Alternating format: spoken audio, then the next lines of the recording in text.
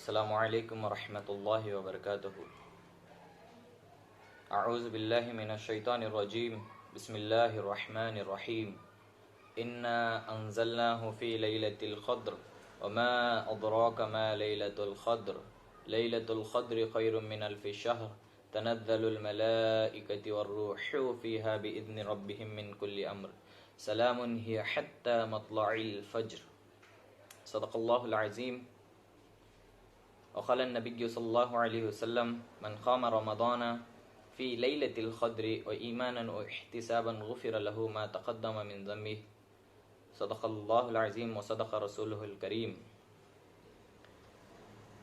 اللہم صلی علی محمد وعلی آل محمد کما صلیت علی ابراہیم وعلی آل ابراہیم انک حمید مجید۔ اللہم بارک علی محمد وعلی آل محمد کما بارکت علی ابراہیم وعلی آل ابراہیم انک حمید مجید۔ رب اشرح لی صدری ویسر لی امری واحلل عقدۃ من لسانی یفقہوا قولی رب یسر ولا تعسر وتمم بالخیر۔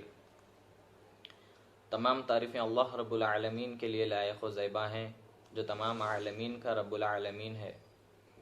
بے شبہ درود و سلام ہو تمام انبیاء کرام کی ذات اکرامی پر، خصوصاً آخری نبی جناب رسول اللہ صلی اللہ علیہ وسلم کی ذات اکرامی پر، جن کو اللہ رب العالمین نے تمام عالمین کے لیے قیامت تک کے لیے رحمت للعالمین بنا کر مبعوث فرمایا۔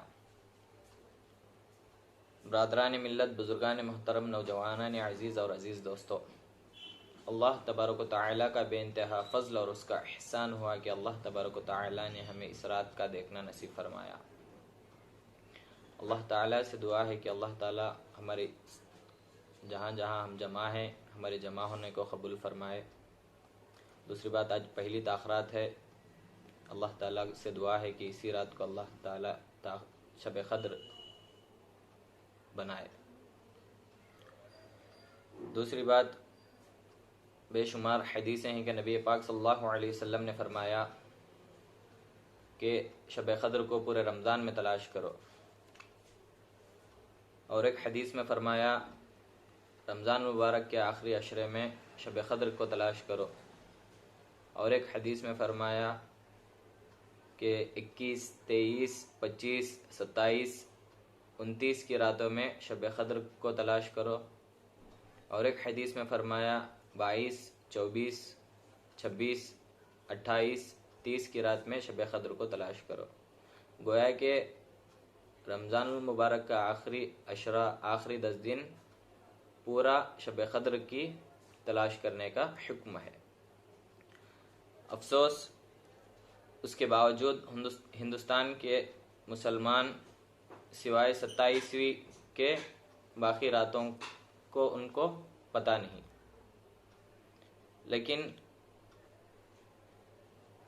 آخر کے 10 دنوں میں اللہ کے نبی صلی اللہ علیہ وسلم نے شب قدر کو تلاش کرنے کا حکم دیا ہے۔ اللہ تعالی ہماری اس عظیم کوتاہی کو معاف فرمائے اور ہمیں اس رات کی قدر دانی کرنے کی توفیق عطا فرمائے۔ اس سے پہلے بھی جو بھی غلطیاں ہو گئے ہیں، جو بھی کوتاہیاں ہو گئے ہیں، اللہ تعالیٰ اس کو معاف فرمائے، درگزر فرمائے۔ آج شب قدر کی پہلی رات ہے، اس کے تعلق سے 2-4 باتیں عرض کرنی تھی۔ مجھے صحیح کہنے اور آپ کو صحیح سمجھنے اور دونوں کو اس پر صحیح عمل کرنے کی اللہ تعالیٰ توفیق عطا فرمائے۔ اللہ کے نبی صلی اللہ علیہ وسلم مسجد نبوی سے خوشی سے باہر تشریف لائے۔ دیکھا کہ باہر 2 صحابہ میں جھگڑا ہو رہا تھا۔ اللہ کے نبی صلی اللہ علیہ وسلم نے آ کر دیکھا تو آپس میں ان دونوں میں جھگڑا ہو رہا تھا، صحابہ کا جھگڑا ہو رہا تھا۔ صحابہ سے جھگڑے سے مراد ہمارے جیسا جھگڑا نہیں، جو ہم جیسا پراپرٹی، مال و دولت جیسا ہم جھگڑتے ہیں۔ صحابہ تھے، رسول اللہ صلی اللہ علیہ وسلم کے شاگرد تھے، ہماری محبتوں سے افضل ان کا لڑنا تھا۔ دوسری چیز،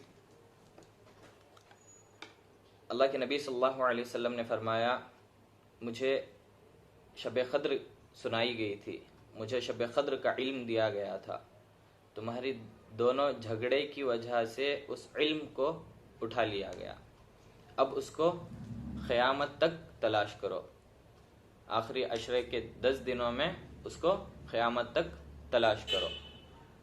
مسلمانوں کا جھگڑنا امت کے لیے کبھی بھی فائدہ مند نہیں رہا ہے، ہمیشہ نقصان ہی رہا ہے، چاہے چھوٹا جھگڑا ہو چاہے بڑا جھگڑا ہو، چاہے گھریلو جھگڑا ہو چاہے مسجدوں کا جھگڑا ہو چاہے کمیٹیوں کا جھگڑا ہو، کون سا بھی جھگڑا ہو یہ امت کے لیے کبھی بھی نفع بخش نہیں رہا ہے۔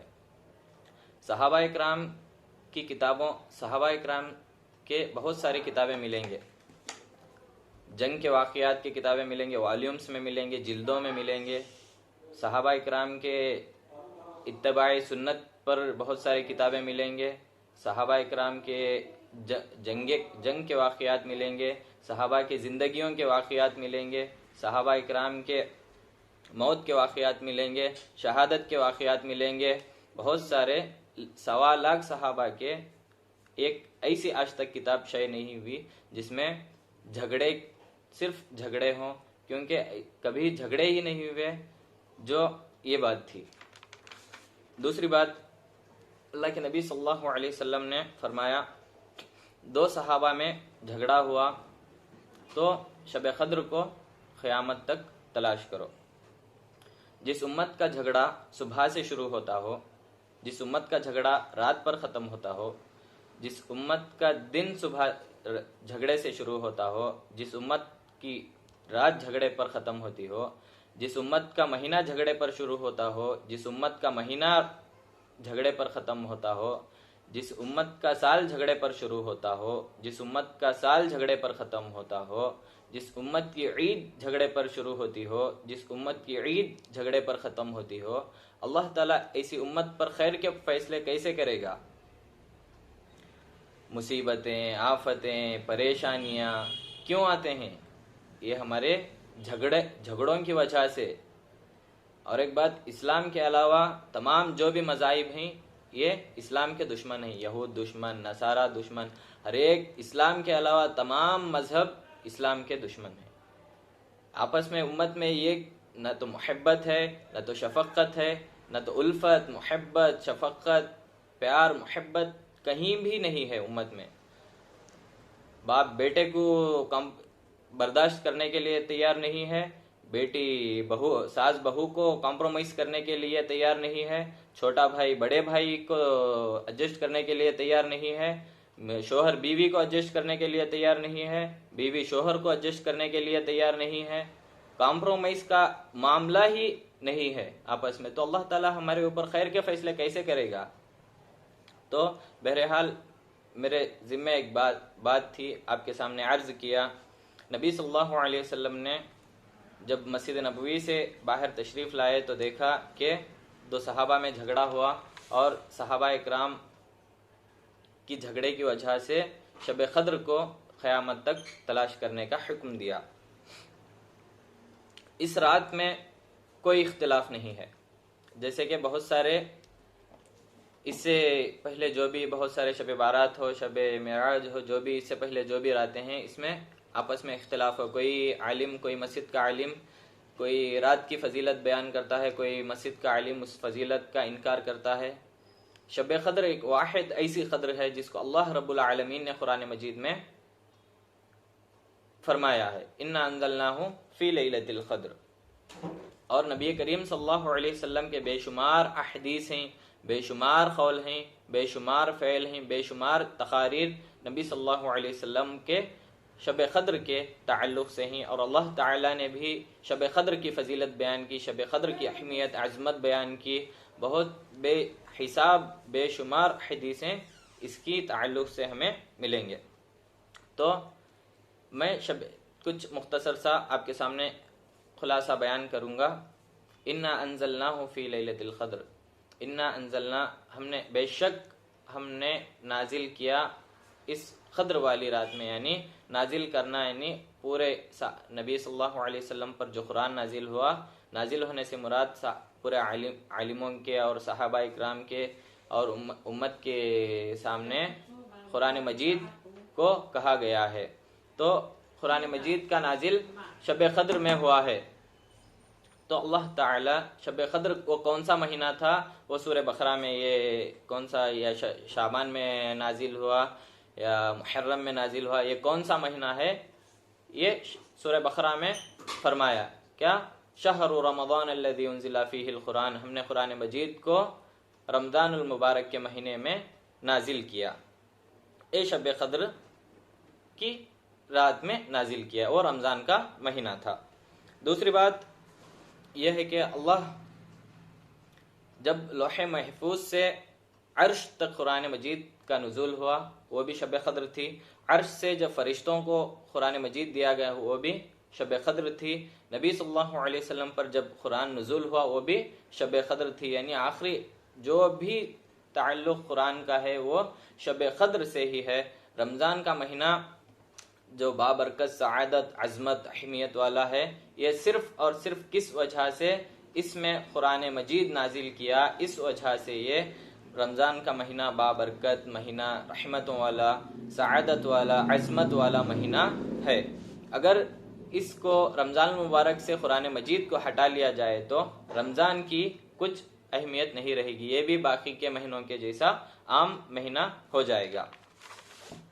قرآن کا نزول کسی اور مہینے میں ہوتا تو اس کی عظمت زیادہ ہوتی، جیسے کہ اب رمضان المبارک کا مہینہ بابرکت مہینہ، عظمت والا مہینہ ہے، جیسے کہ ہمارے لوگوں میں عام بات ہے کہ سفر کا مہینہ منحوس مہینہ ہے، اس میں خوشیاں نہیں منانی چاہیے، تو یہ لوگ جو ایسا بولتے ہیں، اللہ تبارک و تعالی اگر قرآن مجید کو سفر کے مہینے میں نازل کرتا تو سفر کا مہینہ بابرکت مہینہ ہوتا، وہ عظمت والا مہینہ، اہمیت والا مہینہ، تقدس والا مہینہ ہوتا۔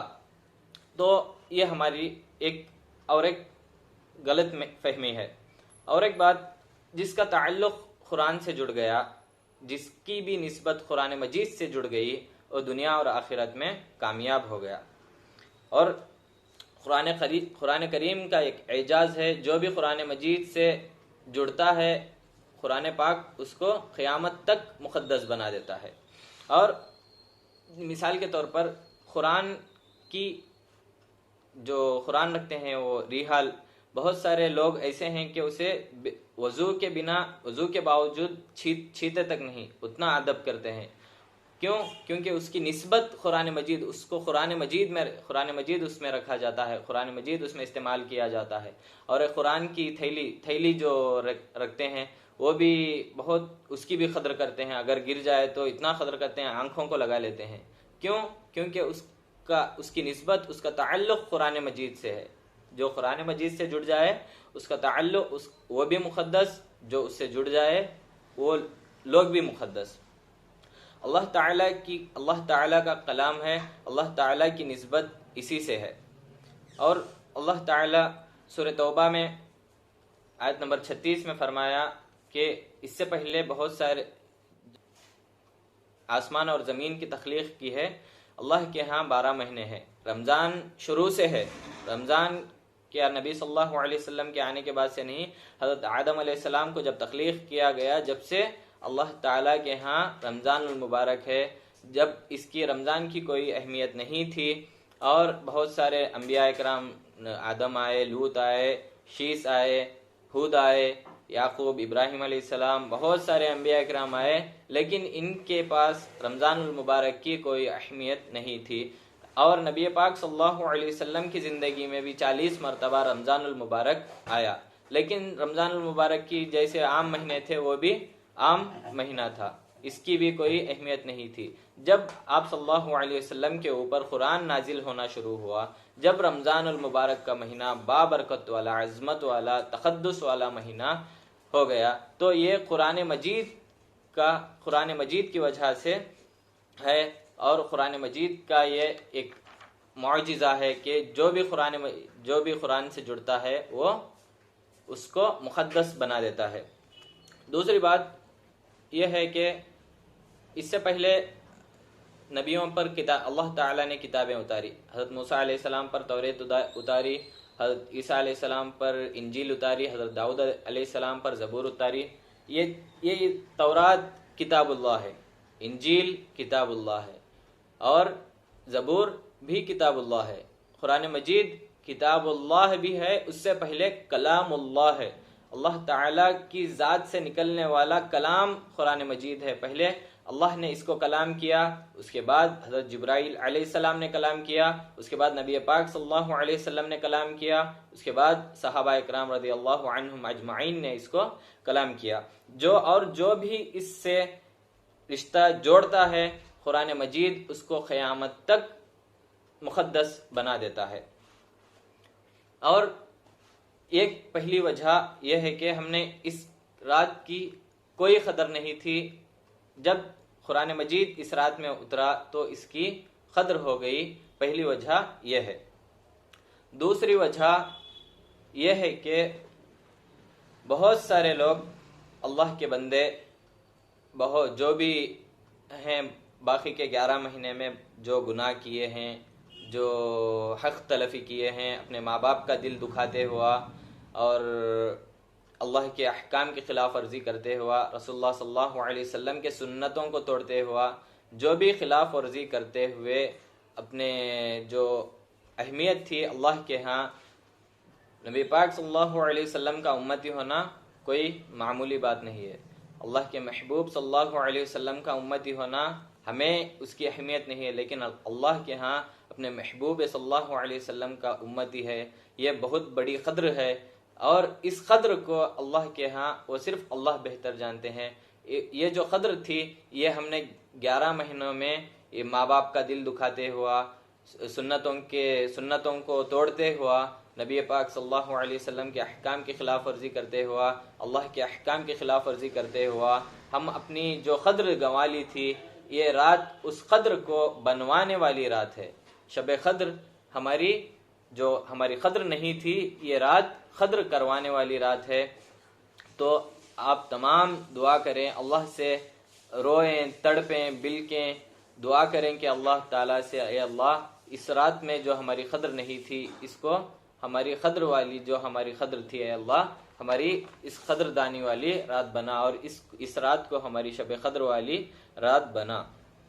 اور توبہ استغفار کرو، اور بہت سارے لوگوں کا نام جو زنا کیے ہیں، شراب پیے ہیں، جو سودی کاروبار کیے ہوئے ہیں، تو ایسے لوگوں کا جو بھی نام جہنم کے دروازے پر لکھا گیا ہے، ایسے لوگوں کو ایک اللہ تعالیٰ نے چانس دیا ہے کہ ان کا دروازہ، ان کے وہ نام مٹ سکتا ہے اگر وہ توبہ استغفار کر کے اللہ کے ہاں رو کر، اللہ سے گڑ گڑا کر، معافی چاہ کر اگر اللہ سے معافی مانگیں گے تو اللہ تعالیٰ اس جہنم کے دروازے پر جس کا نام لکھا گیا ہے اس نام کو جنت کے دروازے پر لکھا سکتے ہیں۔ یہ اللہ تعالیٰ نے ہمیں ایک چانس دیا ہے، اللہ تعالیٰ سے دعا کریں کہ اللہ تعالیٰ ہمیں جہنم سے نکال کر جنت کے دروازے پر ہمارا سب کا نام لکھوا دے۔ اور آخر میں ایک بات کہنی ہے، اس کے بعد اور دو تین صورتیں ہیں، ان کی بات کہہ کر میں اپنی بات ختم کروں گا کہ قدر یعنی انا انزلناہ فی لیلۃ القدر، قدر کے معنی تقدیر بنانا، تقدیر قدر کے معنی ایک تقدیر لکھی جانے والی رات۔ بہت سارے علماء کرام اس میں آپس میں اختلاف کرتے ہیں کہ تقدیر لکھی جانے والی رات شب بارات کی رات ہے۔ اس سورۃ القدر اور سورہ دخان کی پہلے 3 آیتوں کو وہ ایڈریس کر کے لوگوں کو یہ بولتے ہیں کہ شب بارات میں تمام لوگوں کی تقدیر لکھی جاتی ہے، لیکن اللہ تعالیٰ نے شب قدر کی رات ہے جس میں اللہ تعالیٰ نے تمام لوگوں کی تقدیر لکھتے ہیں، جو بھی ہو، جو پچھلا سال ہو وہ دیکھ کر ان کا پچھلا ریکارڈ دیکھ کر ان کا اگلا سال طے کرتے ہیں۔ تو آپ دعا کریں کہ پچھلا ریکارڈ جیسا بھی ہو، اے اللہ پچھلے ریکارڈ کی بنا پر ہمارا آنے والا اگلا سال مت بنا۔ اگر تو پچھلا ریکارڈ کے بنا پر اگر تو ہمارا سال بنایا تو ہماری دنیا اور آخرت دو بھی تباہ ہو جائیں گی۔ تو اللہ سے دعا کریں کہ اللہ تعالیٰ پچھلے ریکارڈ کے بنا ہمارا تقدیر نہ لکھے، اللہ سے معافی مانگے، اے اللہ آنے والا سال خیر و عافیت والا سال بنائے۔ انا انزلناہ فی لیلۃ القدر، یقیناً ہم نے اس شب قدر میں نازل فرمایا، یعنی قرآن مجید کا نزول فرمایا ہے۔ اور وما ادراک ما لیلۃ القدر، کیا سمجھا کہ شب قدر کیا ہے، کہ ہم نے کیا سمجھا ہے، یہ 1000 مہینوں سے بہتر والی رات ہے۔ لیلۃ القدر خیر من الف شہر، شب قدر 1000 مہینوں سے بہتر والی رات ہے، یعنی اس کو کاؤنٹ کیا جائے تو 81 یا 82 سال کی رات سے بہتر والی عبادت والی رات ہے۔ تنزل الملائکۃ والروح فیہا باذن ربہم من کل امر، یعنی اس میں ہر کام کے سر انجام دینے کو اپنے رب کے حکم سے فرشتے روح یعنی جبرائیل علیہ السلام تمام فرشتوں کو لے کر ہر امر خیر و عافیت کے ہر ایک امر کو لے کر اترتے ہیں، اور اس کو سلام حتی مطلع الفجر، یہ رات سراسر سلامتی ہے، پوری رات سلامتی کی پوری رات ہوتی ہے، اور یہ کب تک ہوتی ہے کہ طلوع فجر تک رہتی ہے۔ اللہ تعالیٰ کہنے سننے سے زیادہ عمل کی توفیق عطا فرمائے۔ وآخر دعوانا ان الحمد للہ رب العالمین۔